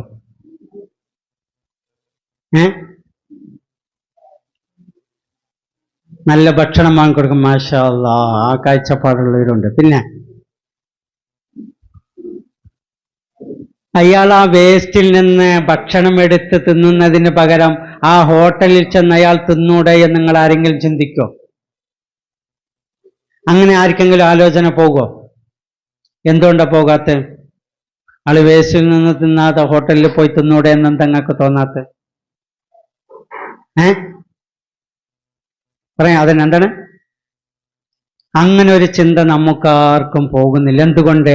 അയാൾ അങ്ങനെ ഒരു പോകാൻ തക്ക പ്രാവീണ്യമുള്ള കഴിവുള്ള ആളാണെങ്കിൽ അയാൾ എന്താകില്ല, വേസ്റ്റ് ബോക്സിൽ നിന്ന് എടുത്ത് തിന്നില്ല. അതുകൊണ്ട് അയാളെ ഈ മനുഷ്യൻ എത്ര മോശപ്പെട്ട കാര്യമാണ് ചെയ്യുന്നതെന്ന് തോന്നുന്ന ആൾക്കാരുണ്ടോ? എന്താ? ഇല്ല, അതുമില്ല. നമുക്കെന്താ അതുകൊണ്ട് തോന്നാത്തത്? അയാളുടെ ദാരിദ്ര്യത്തിന്റെ അല്ലെങ്കിൽ അയാളുടെ വിശപ്പിന്റെ കാഠിന്യമാണ് അയാളെ ഈ മോശപ്പെട്ട ഭക്ഷണം തിന്നാൻ പ്രേരിപ്പിക്കുന്നത് എന്നുള്ള ചിന്ത നമുക്കൊക്കെ ഉണ്ടാകുന്നുണ്ട്. എന്നതുപോലെ നമ്മുടെ കുഞ്ഞിന് നമ്മൾ മാനസികമായ ജന്മം വേണ്ട തരത്തിൽ കൊടുത്തിട്ടില്ലെങ്കിൽ ആ കുട്ടിക്ക് അങ്ങാടികളിൽ നിന്ന് അത് കൊടുക്കാൻ പല ആളുകളുണ്ടാകുന്നുണ്ട്, കാത്തിരിക്കുന്നുണ്ട്. അപ്പൊ ആ കുട്ടി ആ ഭക്ഷണം കഴിച്ച് അതിൻ്റെ ഒപ്പം പോയാൽ ആ കുട്ടീനെ നമ്മൾ കുറ്റം പറഞ്ഞിട്ട് കാര്യമുണ്ടാ? അവനിക്ക് ആ സൗകര്യം ഞാൻ ചെയ്തതാണ്, ഈ സൗകര്യം ചെയ്തു കൊടുത്താണ് പറഞ്ഞിട്ട് കാര്യമുണ്ടാ? എന്തുകൊണ്ടാണ്? ആ കുട്ടി അത്രയും വിശപ്പിൽപ്പെട്ടിരിക്കുകയാണ്. കാരണം മാനസികമായി കുട്ടിക്ക് കിട്ടാതാകുമ്പോൾ ഏത് മ്ലേച്ഛമായതിൽ നിന്നും തിന്നുന്നതിനെ തൊട്ട് ആ കുട്ടി എന്താകില്ല, അത് പിന്തിരിപ്പിക്കുകയില്ല എന്നുള്ളത് യാഥാർത്ഥ്യമാണ്. ആ യാഥാർത്ഥ്യത്തിലേക്കാണ് കുട്ടി എത്തിച്ചേരുക. അപ്പൊ നമ്മൾ അങ്ങാടികളിൽ നിന്ന് അത്ര മോശപ്പെട്ടത് വാരി തിന്നാതെ നോക്കുന്നതിന് നമ്മൾ എന്താകണം? ആ ഭക്ഷണം നല്ല രൂപത്തിൽ നമ്മുടെ പക്കൽ നിന്ന് കൊടുക്കാൻ കഴിയുന്ന തരത്തിലേക്ക് നമ്മൾ ആ കുട്ടിയെ മാനസികമായി ഉയർത്തിക്കൊണ്ടുവരിക. ആ മാനസികമായ ജന്മം കുട്ടിക്ക് ആവോളം കൊടുക്കുക എന്നതാണ് ആര് ചെയ്യേണ്ടത്? നമ്മൾ ചെയ്യേണ്ട ദൗത്യം എന്ന് പറയും. തോമസ് ആൽവ എഡിസനെ ഇതിലാർക്കെങ്കിലും പരിചയമുണ്ടോ? കേട്ട് പരിചയമുള്ള ആൾക്കാരുണ്ടോ? കേട്ടിട്ടുണ്ടാരെങ്കിലും? കൈപോക്കിയാണെങ്കിൽ ആരും കേട്ടിട്ടുണ്ടെങ്കിൽ തോമസ് ആൽവയോ കൈതാത്തിക്കും. ഒരുപാട് ആളുകൾ തോമസ് ആൽവ എഡിസനെ സംബന്ധിച്ച് കേട്ടിട്ടുണ്ട്. 1845 തോമസ് ആൽവ എഡിസൺ 150 വർഷങ്ങൾ പുറത്ത് കഴിയുമ്പോഴും നമ്മളിൽ പല ആളുകൾക്കും തോമസ് ആൽവ എഡിസൺ എന്താകുന്നുണ്ട്? പരിചയമുണ്ട്. എന്തുകൊണ്ടാണ് പരിചയപ്പെട്ടത്? നമ്മൾ തോമസ് ആൽവ എഡിസൺ എന്ന് പറയുന്ന ആളുടെ അമ്മയാണ് ഈ 150 വർഷം കഴിഞ്ഞിട്ടും അയാളെ നമുക്ക് സുപരിചിതനാക്കി തന്നത്. അയാളുടെ പ്രാഥമിക ഘട്ടങ്ങളിൽ സ്കൂളിലേക്ക് അമ്മ പറഞ്ഞയച്ചു. സ്കൂളിൽ കേവലം 12 ആഴ്ചകൾ മാത്രം പോയ തോമസ് ആൽവ എഡിസന്റെ കയ്യിൽ ഒരു ദിവസം ടീച്ചർ ഒരു കത്ത് കൊടുത്തയച്ചു. ആ കത്ത് തന്റെ അമ്മയുടെ കയ്യിൽ കൊടുക്കാൻ വേണ്ടി തോമസ് ആൽവ എഡിസനോട് പറഞ്ഞു. അങ്ങനെ അമ്മയുടെ കയ്യിലേക്ക് തന്റെ കത്ത് തോമസ് ആൽവ എഡിസൺ കൊണ്ടു കൊടുത്തു. ആ കത്ത് വായിച്ച തോമസ് ആൽവ എഡിസന്റെ അമ്മയുടെ കണ്ണിൽ നിന്ന് കണ്ണുനീർ തുള്ളികൾ ഇങ്ങനെ ഇറ്റിറ്റ് വീണു. ആ അമ്മയുടെ മുഖം വിവർണമായി. താൻ കൊടുത്ത കത്ത് വായിച്ച് തൻ്റെ അമ്മയ്ക്ക് മനംമാറ്റം വന്ന് അമ്മ പരിവർത്തനപ്പെടുന്നത് കണ്ട് ആശ്ചര്യപ്പെട്ട് ആ ചെറുവയസ്സുകാരനായ തോമസ് ആൽവ എഡിസൺ അമ്മയോട് ചോദിച്ചു, എന്തു പറ്റി അമ്മേ, എന്താണ് കത്തിൽ എഴുതിയിരിക്കുന്നത്? തൻ്റെ ആ വിവർണമായ മുഖത്തിൽ നിന്ന് കണ്ണുനീർ തുള്ളികൾ തുടച്ച് തൻ്റെ സ്വബോധത്തിലേക്ക് തിരിച്ചു വന്നുകൊണ്ട് ആ തോമസ് ആൽവ എഡിസന്റെ അമ്മ തൻ്റെ കത്ത് തൻ്റെ കുഞ്ഞിൻ്റെ മുമ്പിൽ വായിച്ചു കേൾപ്പിച്ചു കൊടുത്തു. നിങ്ങളുടെ മകൻ വളരെ അപാര ജ്ഞാനമുള്ള ബുദ്ധിശാലിയുള്ള കുട്ടിയാണ്.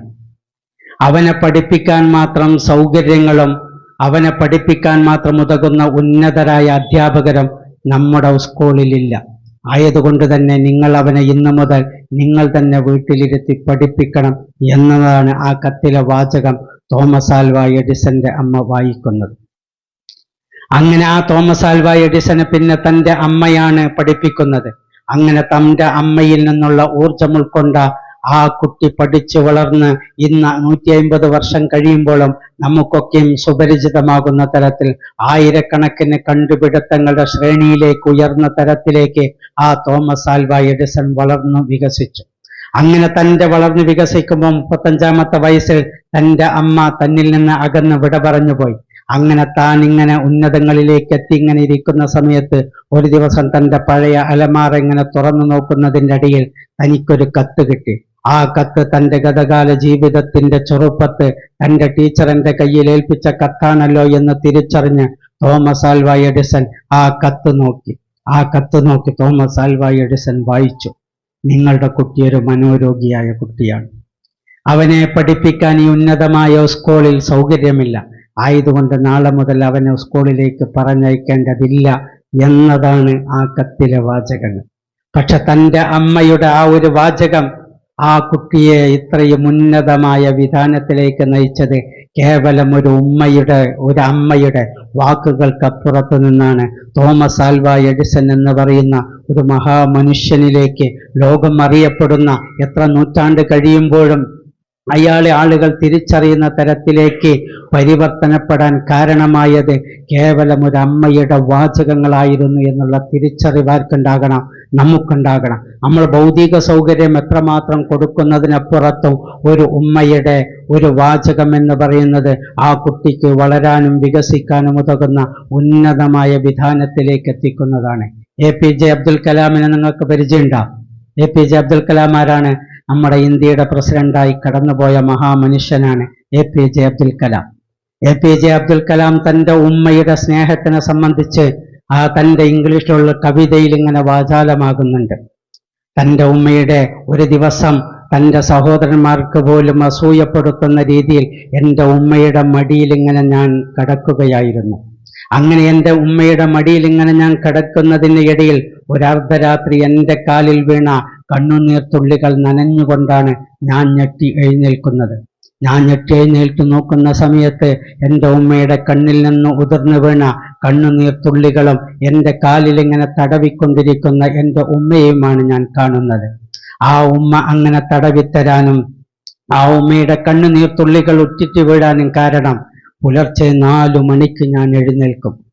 സ്വാമിയാരുടെ സൗജന്യ ട്യൂഷന് പോകുന്നതിന് വേണ്ടി പുലർച്ചെ 4 മണിക്ക് തന്നെ ഞാൻ എഴുന്നേൽക്കും. കുളിക്കാത്തവരെ ക്ലാസ്സിൽ കയറ്റാത്തത് കൊണ്ട് തന്നെ എന്നെ കുളിപ്പിച്ചൊരുക്കുന്നതിന് വേണ്ടി അതിലും നേരത്തെ എൻ്റെ ഉമ്മ എഴുന്നേൽക്കും. അങ്ങനെ ഞാൻ സ്വാമിയാരുടെ വീട്ടിൽ 4 മണിക്ക് ട്യൂഷന് പോയി 5:30 മണിക്ക് ഞാൻ തിരിച്ചു വരുന്നതും കാത്ത് എൻ്റെ പ്രിയപ്പെട്ട പിതാവ് എൻ്റെ വീട്ടിൻ്റെ മുറ്റത്ത് നിൽക്കുന്നുണ്ടാകും. സുബഹി നിസ്കാരം കഴിഞ്ഞുകൊണ്ട് എന്നെ ഖുർആൻ പഠിപ്പിക്കുന്നതിന് വേണ്ടി മദ്രസയിൽ കൊണ്ടാക്കുന്നതിന് വേണ്ടിയാണ് എൻ്റെ പിതാവ് അവിടെ നിൽക്കുന്നത്. അങ്ങനെ എൻ്റെ പിതാവിൻ്റെയോടൊപ്പം ഞാൻ അങ്ങനെ മദ്രസയിലേക്ക് പോകും. ആ മദ്രസ ക്ലാസ് കഴിഞ്ഞു കഴിഞ്ഞാൽ മഞ്ചേശ്വരത്ത് നിന്ന് ധനുഷ്കോടിയിലേക്ക് പോകുന്ന തീവണ്ടിയിൽ നിന്ന് എറിഞ്ഞു തരുന്ന പത്രക്കെട്ടുകൾ ശേഖരിച്ചുകൊണ്ട് അത് വിതരണം ചെയ്യാൻ ഞാൻ പോകും. അങ്ങനെ അതും കഴിഞ്ഞ് സ്കൂൾ വിട്ട് വന്നു കഴിഞ്ഞാൽ വീണ്ടും ഞാൻ ആ പത്രം കൊടുത്തതിൻ്റെ പൈസ പിരിക്കാൻ വേണ്ടി വീണ്ടും പോകും.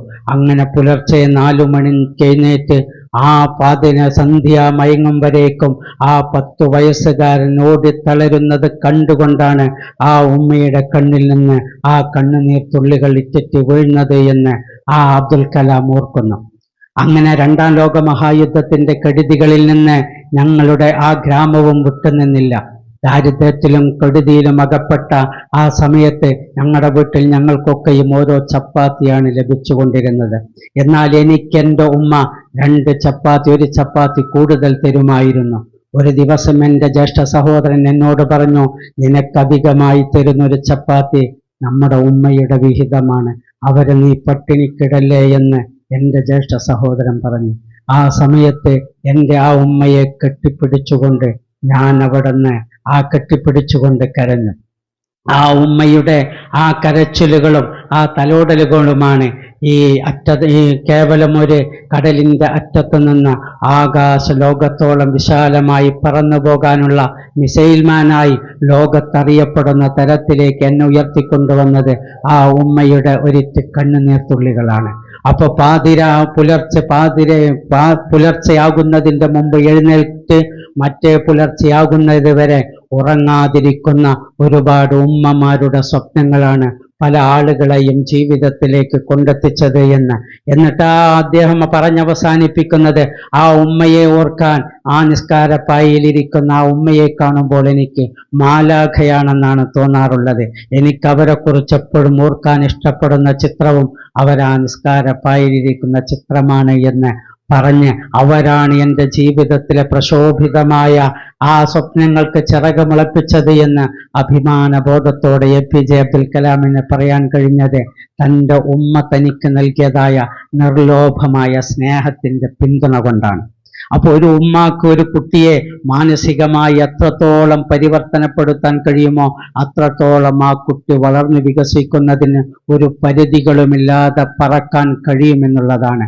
അതിൻ്റെ അപ്പുറത്ത് നമ്മൾ അതൊന്നും കൊടുക്കാതെ കേവലം ആ കുട്ടി വളർന്ന് വികസിക്കുന്നതിൻ്റെ മുമ്പ് തന്നെ അവൻ എട്ടും പൊട്ടും അവന് ഒരു 3 വയസ്സോ 4 വയസ്സോ ആകുമ്പോഴേക്ക് അക്ഷരങ്ങളെ അവൻ്റെ മുമ്പിലേക്ക് പറഞ്ഞയച്ചുകൊണ്ട് അവനെ എന്തെല്ലാമോ ആക്കാനുള്ള വ്യഗ്രതയിലേക്ക് നമ്മൾ ചുരുങ്ങുന്നതാണ് നമ്മുടെ കുട്ടികളുടെയൊക്കെയും പ്രശ്നങ്ങൾ. നമ്മൾ പഠിപ്പിക്കുന്നതിനപ്പുറത്ത് പഠിക്കാനുള്ള അനന്തമായൊരു സാധ്യതകളെയും ആ കഴിവിനെയും ആ കുട്ടികളിലേക്ക് വളർത്തിക്കൊടുക്കുക എന്നതാണ് ഒരു ഉമ്മയും ഒരു രക്ഷിതാവൊക്കെ ചെയ്യേണ്ടത് എന്ന ആ മാനസികമായ ജന്മം നമ്മുടെ കുട്ടിക്ക് എത്ര വലിയ തോതിൽ ഇന്നും ഇന്നലെയും എന്നും എപ്പോഴും കിട്ടിക്കൊണ്ടിരിക്കുന്നുവോ അതിനനുസരിച്ച് അവൻ വളർന്നു വികസിക്കുന്നതിന് യാതൊരു തടസ്സവുമില്ല.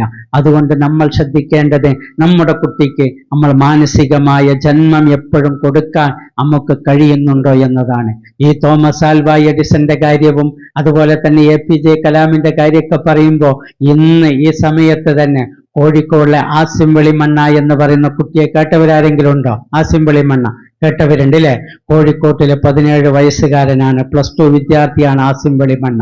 ജനിക്കുന്ന സമയത്ത് ആ സ്കാനിങ് നടത്തിക്കൊണ്ട് ആ ഉമ്മയോട് ഡോക്ടർ പറഞ്ഞു കുട്ടിക്ക് 90% വൈകല്യമാണ്, ഈ കുട്ടിയെ നിങ്ങൾ പ്രസവിക്കരുത് എന്ന് പറഞ്ഞുകൊണ്ടാണ് ആ ഉമ്മയോട് ഡോക്ടർമാർ ഉപദേശിച്ചതെങ്കിലും തൻ്റെ ഉള്ളിൽ കിടക്കുന്ന ആ കുരുന്നിനെ ഒഴിവാക്കാൻ ആ ഉമ്മ തയ്യാറായില്ല എന്ന്. കൈയില്ലാതെയും കാലില്ലാതെയും അങ്ങനെ മറ്റുള്ള അനേകം വൈകല്യങ്ങളെ കൊണ്ടുണ്ടായ ആസിം വെളിമണ്ണ എന്ന് പറയുന്ന കുട്ടി 10 വയസ്സാകുമ്പോഴേക്ക് ഖുർആൻ മുഴുവനും മനഃപ്പാഠമാക്കി. 2 മാസം മുമ്പ് കേരളത്തിന് വേണ്ടി 3 സ്വർണ്ണ മെഡൽ നീന്തലിൽ കയ്യും കാലുമില്ലാത്ത ആസിം വെളിമണ്ണ ഗോവയിൽ പോയി സമ്പാദിച്ചു. ആ ഉമ്മാക്കും ഉപ്പാക്കും ലോകത്തിന്റെ വിഹായസിലേക്ക് പല രാജ്യങ്ങളിലേക്കും പറന്നു പോകാൻ അവസരമുണ്ടായത് താൻ ബലിയർപ്പിക്കാൻ വേണ്ടി, അല്ലെങ്കിൽ തൻ്റെ കുരുന്നിനെ ആ സമയത്തെ കുരുതി കൊടുക്കാൻ പറഞ്ഞപ്പോൾ അതിനു മനസ്സില്ലാതെ എത്ര വൈകല്യമുണ്ടെങ്കിലും എൻ്റെ കുഞ്ഞിനെ ഞാൻ ചേർത്തു പിടിക്കുമെന്നുള്ള ആത്മവിശ്വാസത്തിന്റെ പര്യായമായിരുന്നു ആസിം വെളിമണ്ണ എന്ന് പറയുന്ന കുട്ടിയെ വളർത്താൻ കാണിച്ചതായ ആ ഉമ്മയുടെ മനോധൈര്യത്തിന്റെ പേരാണ് ഇന്ന് ആസിം വെളിമണ്ണ എന്ന് പറഞ്ഞ് ലോകത്തിൽ തന്നെ ശ്രദ്ധിക്കപ്പെടുന്ന കുട്ടികളിലേക്ക്, ലോകത്ത് തന്നെ ശ്രദ്ധിക്കപ്പെടുന്ന 500ഓളം കുട്ടികൾ തിരഞ്ഞെടുക്കപ്പെട്ട പട്ടികയിൽ 3ാമത്തെ കുട്ടിയുടെ പട്ടികയിലേക്ക് വരെ ഉയർന്നാൻ കാരണമായത് ആ ഉമ്മയുടെ ഒരൊറ്റ തീരുമാനമായിരുന്നു. ആ സമയത്തെങ്ങാനും ഉമ്മ തൻ്റെ കാര്യം ആലോചിച്ചുകൊണ്ടൊരു തീരുമാനം എടുത്തിരുന്നുവെങ്കിൽ ആ ഉമ്മയെയും വാപ്പയെയും പുറലോകം അറിയുമായിരുന്നില്ല എന്നുള്ള തിരിച്ചറിവ്.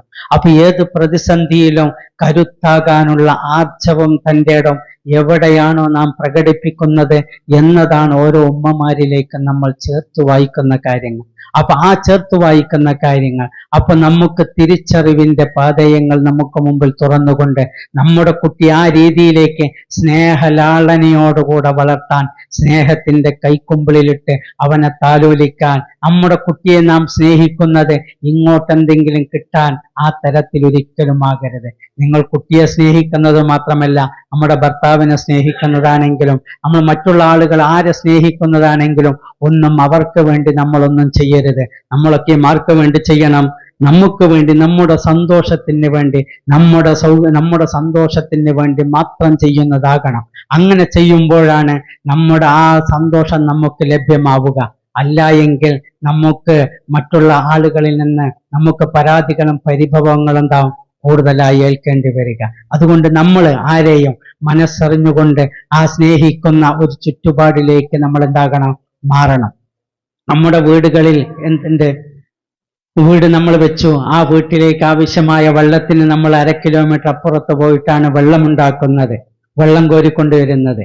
അപ്പൊ നമ്മുടെ സഹോദരൻ പറഞ്ഞു, എന്തിനാണ് അവിടെ ചെന്ന് വെള്ളം എടുക്കുന്നത്? നിങ്ങളുടെ വീട്ടിൽ തന്നെ വെള്ളമുണ്ടല്ലോ എന്ന് പറഞ്ഞു. എവിടെ നിന്നാണ് വെള്ളം ഉണ്ടാകുക? അപ്പൊ നിങ്ങളുടെ വീട്ടിലൊരു കുഴൽ കിണർ അടിച്ചാൽ എന്താവും? നിങ്ങൾക്ക് ഇവിടെ തന്നെ വെള്ളം, അങ്ങനെ കുഴൽ കിണറടിച്ചപ്പോൾ ഇവിടെ തന്നെ വെള്ളം ലഭിച്ചു. എന്നാൽ അയാൾക്ക് ആ കുഴൽ കിണറടിക്കുമ്പോൾ ഇയാളുടെ വീട്ടിൽ തന്നെ വെള്ളമുണ്ട് എന്ന തിരിച്ചറിവുണ്ടായതുപോലെ സന്തോഷം എന്ന് പറയുന്നത്, സമാധാനം എന്ന് പറയുന്നത് അങ്ങാടിൽ കിട്ടുന്ന മരുന്നല്ല, മറിച്ച് അതൊക്കെയും നമ്മുടെ മനസ്സുകളിലാണുള്ളത്. അതിന് ഈ കുഴൽ കിണർ കുഴിച്ചതുപോലെ തന്നെ നമ്മുടെ മനസ്സിനെ ചില പാകപ്പെടുത്തലുകൾ ചെയ്തു കഴിഞ്ഞാൽ നമുക്കാരെയും സ്നേഹിക്കാൻ കഴിയും, നമുക്ക് നമ്മുടെ ഉള്ളിൽ തന്നെ സന്തോഷമുണ്ടാക്കാൻ കഴിയും. ആ രൂപത്തിലേക്ക് നമ്മൾ സ്നേഹവും സന്തോഷവും നമ്മൾ കണ്ടെത്തണം. നമ്മുടെ സന്തോഷത്തിന്റെ അതിരുകൾ നമ്മുടെ കുടുംബത്തിൽ അലിയടിക്കണം. നമ്മുടെ കുഞ്ഞുങ്ങൾ ആ സന്തോഷത്തിന്റെ ആധിക്യം അവർക്ക് ഉൾക്കൊള്ളാനും അവർക്ക് ആസ്വദിക്കാനും കഴിയണം. അങ്ങനെ കഴിയുമ്പോഴാണ് നമ്മുടെ വീട്ട് മാറുന്നത്. അല്ല എങ്കിൽ നമുക്ക് പ്രശ്നങ്ങളുടെയും പരിഭവങ്ങളുടെയും പറുദിസയായി നമ്മുടെ ഭവനങ്ങൾ മാറുന്ന കാഴ്ചകളായി മാറും. അതുകൊണ്ട് നമ്മൾ ഇതുണ്ടാക്കിയെടുക്കുക എന്നതാണ് ഏറ്റവും പരമപ്രധാനമായ കാര്യം. സന്തോഷം നമ്മൾ എപ്പോഴും ആരായിരിക്കണം? സന്തോഷവാന്മാരായിരിക്കണം. സന്തോഷം നമ്മുടെ മനസ്സുകളിൽ എപ്പോഴും ഉണ്ടാകണം. അത് നമുക്ക് നമ്മുടെ അടുത്തുള്ള ആളുകൾക്ക് ആ സന്തോഷം പകർന്നു കൊടുക്കാനും നമുക്ക് കഴിയണമെന്നുള്ളതാണ് ഒരു നല്ല ഉമ്മയുടെ ക്വാളിറ്റി എന്ന് പറയുന്നത്. അങ്ങനെ വരുന്ന സമയത്ത് നമ്മുടെ വീടുകളിലും നമ്മുടെ നാടുകളിലും നമ്മുടെ സമൂഹത്തിലൊക്കെയും ആ പശ്ചാത്തലം നല്ല രീതിയിലേക്ക് എന്താവും, പകർന്നു വരും എന്നുള്ളതാണ്. നമ്മുടെ സദർ ഉസ്താദ് സൂചിപ്പിച്ചപ്പോൾ നമ്മുടെ മദ്രസയിലെ പല പ്രശ്നങ്ങളും പറഞ്ഞു അല്ലേ? ആ പ്രശ്നങ്ങൾക്കൊക്കെ പരിഹാരം എന്താ നിങ്ങൾ കാണുന്നത്?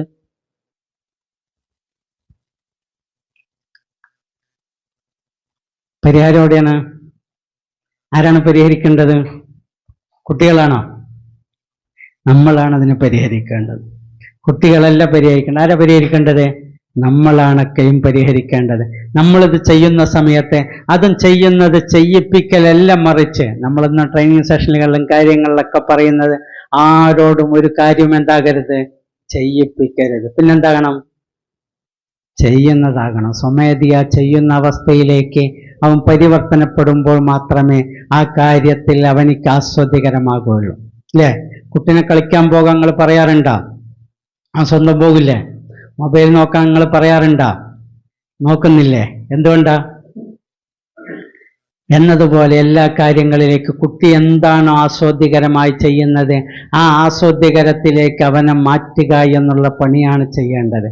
അത് നമുക്കറിയാത്ത പ്രശ്നമാണ്. നമുക്കത് അറിഞ്ഞ് പരിഹരിക്കുമ്പോൾ, അതിനാണ് ഞാൻ പറഞ്ഞത് എന്ത് വേണം, നമ്മളെ പാരന്റിങ്ങിനെ കുറിച്ച്, മക്കളെ വളർത്തുന്നതിനെ കുറിച്ച് നമ്മൾ എന്താകണം, പഠിക്കണം. പഠിച്ചു കഴിഞ്ഞാൽ നമുക്കതൊക്കെ എന്താകാൻ കഴിയും, സംശീകരിക്കാൻ കഴിയും. നമുക്ക് ആ രീതിയിൽ നമ്മുടെ കുട്ടികളെ കലഹമില്ലാതെ ശരിയാക്കാൻ നമുക്ക് കഴിയും.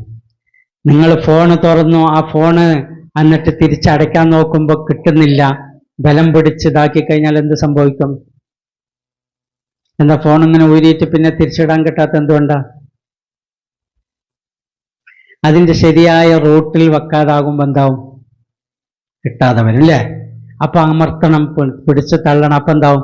പൊട്ടും ചിതറും ഒക്കെ ചെയ്യും.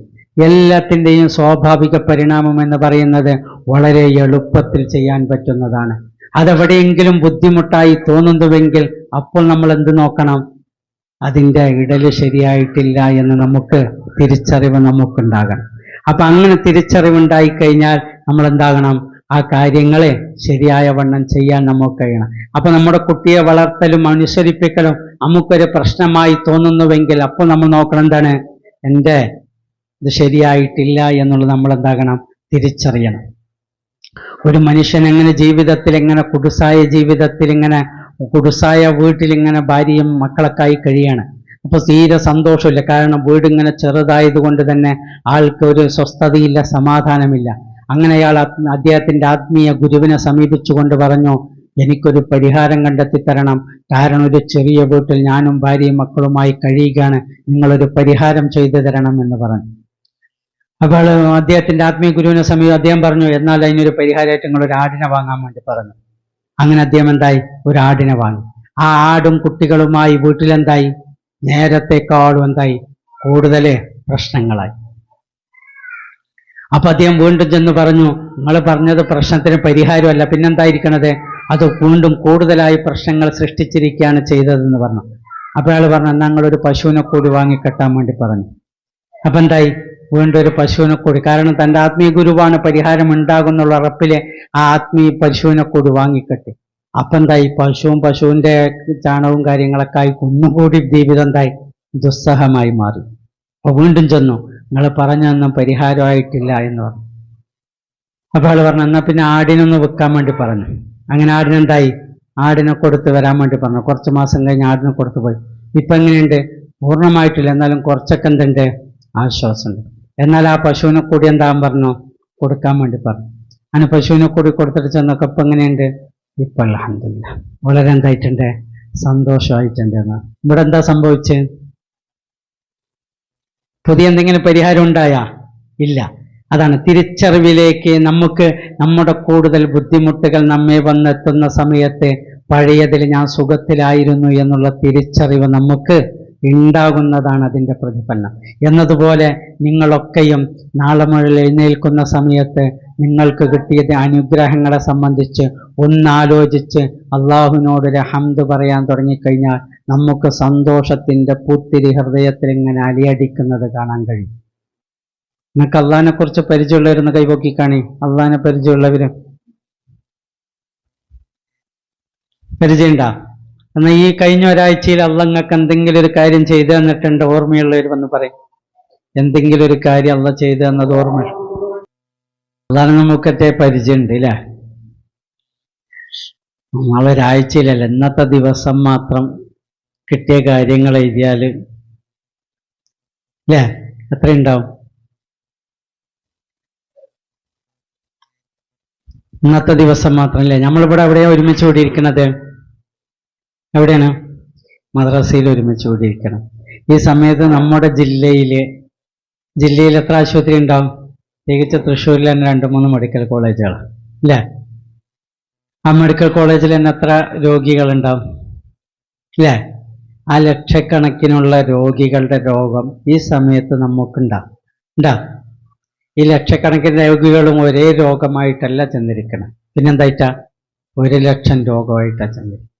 ആ 1,00,000 രോഗം ആയിരിക്കില്ല നമുക്ക് അല്ലേ? നമുക്ക് നമ്മുടെ കൈ ഉയർത്താൻ പറ്റുന്നുണ്ട്, കൈ താഴ്ത്താൻ പറ്റും, കാണാൻ പറ്റുന്നുണ്ട് അല്ലേ? അടുത്ത് കാണാൻ പറ്റുന്നുണ്ട്, ദൂരെ കാണാൻ പറ്റുന്നുണ്ട്. ഇങ്ങനെ ഓരോ ദിവസവും, എന്തിനേറെ ഉദാഹരണം പറയണ, നമ്മൾ കയറാൻ നിന്ന ബസ് നമ്മെ കയറ്റാതെ പോയി, തൊട്ടപ്പുറത്ത് പോയി ബസ് മറിഞ്ഞു, ഒരുപാട് ആളുകൾ മരണപ്പെട്ടു. നമുക്ക് ആശ്വാസം ഉണ്ടാവില്ല? ഉണ്ടാവുക. എന്താ നമുക്ക് കിട്ടിയ ആശ്വാസം? നമുക്ക് നേരത്തെ ഉണ്ടായ പ്രയാസങ്ങളൊക്കെ ആ സമയത്തില്ലേ? പിന്നെ ആ സമയത്ത് നമ്മൾ ആശ്വസിക്കുന്നത് എന്തുകൊണ്ടാണ്? നമുക്ക് ജീവനുണ്ട് എന്നുള്ളത് മാത്രം തന്നെ നമ്മൾ അള്ളാഹിനെ സ്തുതിക്കാൻ മാത്രം എത്രയോ അല്ലേ? നമ്മൾക്ക് അയാളെ പോലെ നമുക്കും മരണപ്പെട്ടില്ല, ഞാൻ ജീവിച്ചിരിക്കുന്നുണ്ട് എന്നത് തന്നെ നമുക്ക് സന്തോഷം നൽകുന്ന ഏറ്റവും വലിയ കാര്യമാണ്. അപ്പൊ അതിപ്പോ നമുക്ക് സംഭവിച്ചുകൊണ്ടിരിക്കുന്നില്ലേ? അങ്ങനെ നമ്മുടെ ഓരോ അണുവിലേക്കും ആലോചിച്ച് നോക്കി. ഇപ്പൊ ഞാൻ രാവിലെ എണീച്ച് എൻ്റെ ഷർട്ടിൻ്റെ ഇത് ഞാൻ തന്നെയാണ് ഊരുന്നത്, ഞാൻ തന്നെയാണ് ഇടുന്നത്. എൻ്റെ കയ്യിൽ എന്താ ചെറിയൊരു മുറിയോ കാര്യങ്ങളോ വന്നാൽ എനിക്കത് കഴിയോ? ഇല്ല. വേറെ ആളെ കൊണ്ട് ഇടിയിപ്പിച്ച് കഴിഞ്ഞാൽ ഞാൻ ഇടുന്ന വേഗതയിൽ അത് ഇടാൻ കഴിയോ? ഇല്ല. അപ്പൊ അങ്ങനെ നിസ്സാരമായ ഓരോ തരത്തില് നമ്മുടെ ജീവിതത്തിലേക്ക് നമ്മൾ നോക്കിക്കഴിഞ്ഞാൽ അള്ളാഹുവിനോട് നമുക്ക് പറയാൻ പറ്റിയ, നമുക്ക് ബുദ്ധിമുട്ടുകളും പ്രയാസങ്ങളൊക്കെ ഉണ്ടാകും. പക്ഷെ അതിലപ്പുറത്ത് നമുക്കൊരു 10 പ്രയാസങ്ങളുണ്ടെങ്കിൽ 1 കോടി നന്മകൾ നമുക്ക് 10 സന്തോഷിക്കാവുന്നതുണ്ടാവും. ആ രീതിയിലേക്ക് നമ്മൾ നോക്കുന്നത്, നമുക്കത് കാണാൻ കഴിയുക എന്നുള്ളതാണ് നമുക്ക് ഏറ്റവും പരമപ്രധാനമായ കാര്യം. നിങ്ങളെല്ലാവരും ഈ എന്തുണ്ടല്ലോ, ഈ സ്ക്രീന്, ഈ നമ്മുടെ മറ മുതൽ ആ മറ വരെയുള്ള ആ ചുമരിലേക്കൊന്ന് എല്ലാവരും 1 മിനിറ്റ് സസൂക്ഷ്മം നോക്കിയിട്ട് എന്താ കാണുന്നൊരു കാര്യം ഒന്ന് പറഞ്ഞാണ്.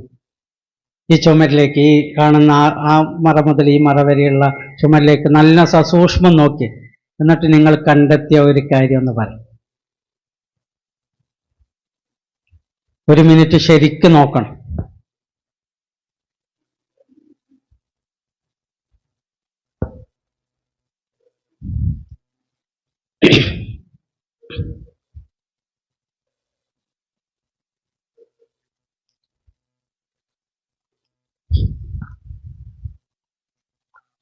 പറയും, എന്തെങ്കിലും കണ്ടെത്തിയവരുണ്ടെങ്കിൽ പറയും. എന്താ കണ്ടത്? എന്തെങ്കിലും കണ്ടോ?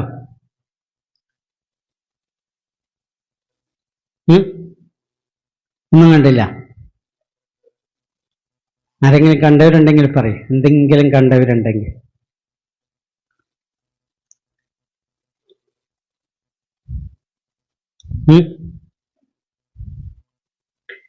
ആരും ഒന്നും കണ്ടില്ല? ഒന്നുമില്ല അവിടെ, ഒന്നും കണ്ടില്ല. ശരിക്കും നോക്കിയില്ല ഞങ്ങള്.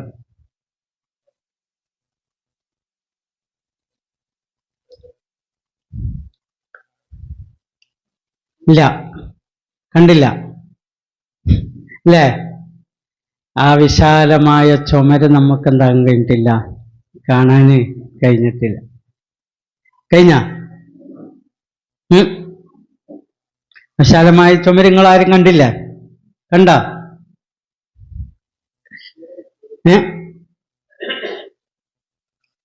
ആണ് അങ്ങനെ നമ്മളൊക്കെ സൂക്ഷ്മം നോക്കുന്ന സമയത്ത് ചിലപ്പോൾ ചില ആളുകൾ ആ കലണ്ടർ തൂങ്ങുന്നത് കണ്ടിട്ടുണ്ടാവും, ചില ഹോളുകൾ കണ്ടിട്ടുണ്ടാവും അല്ലേ?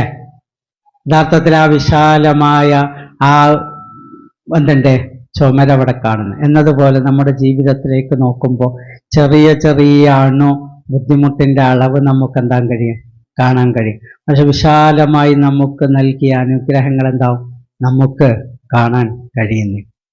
അപ്പൊ ആ രീതിയിലേക്ക് നമ്മുടെ സ്വന്തത്തിലേക്ക് നോക്കി ആ അള്ളാഹുവിനോട് ദിവസവും നമുക്ക് ആ അനുഗ്രഹങ്ങൾ നമുക്ക് നൽകിയ അള്ളാഹുവിനോട് അൽഹംദുലില്ലാ എന്ന് ആത്മാർത്ഥമായി നമുക്ക് പറയാൻ കഴിഞ്ഞാൽ നമുക്ക് സന്തോഷം നമ്മുടെ ഹൃദയത്തിൽ.